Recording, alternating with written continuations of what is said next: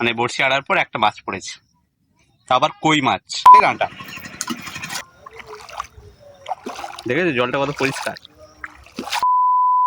So hello guys, welcome back to my new video. আমি জানি এটা বাংলাতেও বলা যায়, আমার মনে হলো যে ইংলিশে বলা উচিত, না হলে এই সমাজ আমাকে মেনে নেবে না। যাই হোক, অনেকদিন পর গ্রামে এসেছি। এখন এসে দেখলাম যে এখানে অনেক পরিমাণে বৃষ্টি হয়েছে। এখন বৃষ্টির সিজন, তো বৃষ্টি তো এমনিতেই হবে, কিন্তু এখন একটু খুব তাড়াতাড়ি বৃষ্টিটা হয়েছে, মানে অনেক বৃষ্টি হয়েছে। প্রায় যে রাস্তার সাইডে যে মাঠগুলো আছে না, এই মাঠগুলো প্রায় এই জলে পুরো ভর্তি হয়ে গেছে। তোমরা দেখো মানে কতটা পরিমাণে এদিকে জল টল হয়েছে, মানে বৃষ্টিতে পুরো জলে ভর্তি হয়ে গেছে। আর এখন তো এই রাস্তাটা মানে হচ্ছে, এখন ভালো মতন কমপ্লিট হয়নি। আর এখন যাচ্ছি কোথায় জানো, ভাবলাম গ্রামে তো চুল কাটার জন্য কম টাকা লাগে, আর চুলটাও দেখছি না বড় বড় হয়ে গেছে, ভাবলাম চুলটা কেটে নিই একটু, তাই যাচ্ছি চুল কাটার জন্য। মেন কথা আমি কেন এই ভিডিওটা বানাচ্ছি জানো, আমার যে লজ্জা লাগে না ভিডিও বানাতে, তার জন্য মেন ভিডিওটা বানাচ্ছি, যে লজ্জা লাগাটা একটু কমবে। লাইফস্টাইল ব্লগ বা ডেইলি যেটা করি সেটাই আমি এই ভিডিওটার মধ্যে দেখাবো। তো যাদের ভালো লাগবে না তারা এই ভিডিওটা স্কিপ করে যেতে পারো, আর যাদের ভালো লাগবে একটা কমেন্ট করো। আমি ভাবছি ছিপের কাঁটা কিনবো, যে ছিপটা তৈরি করে বাড়িতে মাছ ধরবো। তার আগে চুল কাটতে হবে। সো কথা বলতে বলতে সেরকমটা কাছাকাছি এসে গেছি। 2000 years later. তো চুল কাটা হয়ে গেছে, এখন চুল কেটে বাড়ি যাচ্ছি। তোর কাটাটা এখানে আছে, দেখা যাচ্ছে না মনে হয় ঠিক করে।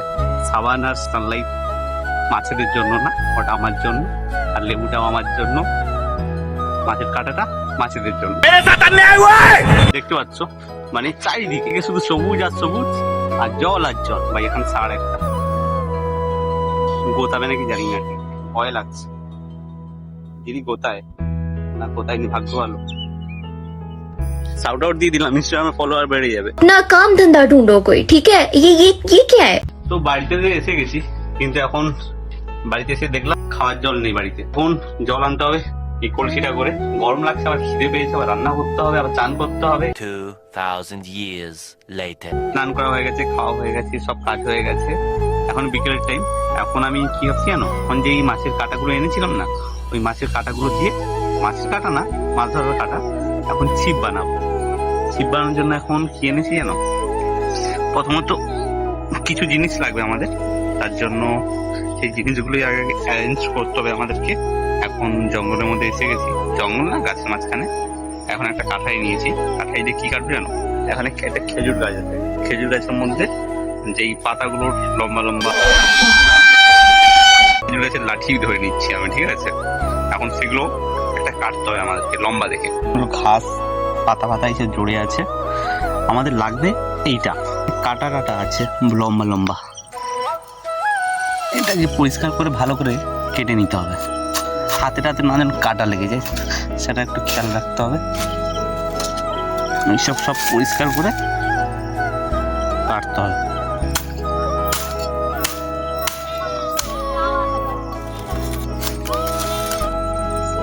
করে পাতাগুলো ছেটে নিয়েছি। মাছ ধরার বড়শি বানানো হয়ে গেছে, এই যে কাটা, আর নিচে এখানে আটা আছে, আটাটা দেখাচ্ছি। এই যে আটা, মানে আটা দিয়ে মাছ ধরবো। এবার দেখা যাক কটা মাছ পড়ে। আমি জানি না মাছ পড়বে নাকি। আমাদের গ্রামে কিছু কিছু মানুষ বলে বড়শি বা এই যে মাছ ধরার ছিপ, যাই বলো এটাকে, এটা তখন বানাতে হয় যখন খালি পেটে মানুষ থাকে, তখন বানালে নাকি মাছ বেশি পড়ে।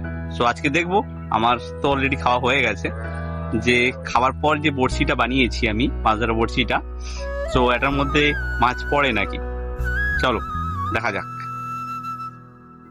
তো আটাটা মাখানো হয়ে গেছে, এখন এই আটা নিয়ে ছোট ছোট টুকরো নিয়ে বড়শির কাঁটার মধ্যে লাগিয়ে এখন মাছ ধরবো, দেখা যাক মাছ পড়ে নাকি। A few moments later. প্রায় 5 মিনিট মানে বড়শি আড়ার পর একটা মাছ পড়েছে, তা আবার কই মাছ, আর ছোট্ট মতন। 1 hour later. ব্যাঙের মাথায় মাছ পড়েনি, একটা মাত্র মাছ পড়েছে। ব্যাঙ বড়শি দিয়ে মাছ ধরা নাকি ধৈর্যের কাজ। এখানে চলে যাব, ভাল লাগছে না। বালের আটা, ব্যাঙে একটা মাত্র মাছ পড়েছে। মাথা ব্যথা গরম হয়ে গেছে। মাছ যদি না পড়ে কিসের জন্য এত দাঁড়িয়েছি না, 1 ঘন্টার বেশি হয়ে গেছে। দেখো সূর্য কোথায় গেছে, 1 ঘন্টা ধরে দাঁড়িয়েছি, একটা মাছ পড়েছে, তারপর দিয়ে আর একটাও মাছ পড়েনি। দেখো একটু জল কত হয়েছে, নেমে একটুখানি দেখি। ব্যাঙ জুতোটা এখানে রাখি, যে নেমে দেখি।